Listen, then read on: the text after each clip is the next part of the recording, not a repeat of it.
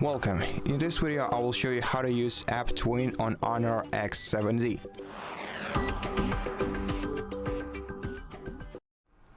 Basically, if you want to run dual accounts for applications like WhatsApp, Facebook or Telegram on one phone, the App Twin is what makes it easier for you.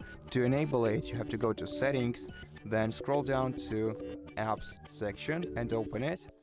Now here select the App Twin feature, and to enable the Twin application for any app you see right here, you just have to switch the toggle next to it, and the Twin application will be created, and the icon will be added to your home screen. And once the second icon is added to your home screen, so here you see the Facebook and the Facebook 2, you'll be able to use different accounts to sign in from the same device into two different accounts. And that's basically what this feature does. It's that simple. It's pretty plain, I hope. And that's it for this video. Thank you for watching it. If you liked it, please consider subscribing to our channel, leave us a like and a comment below, and I'll see you in the next one.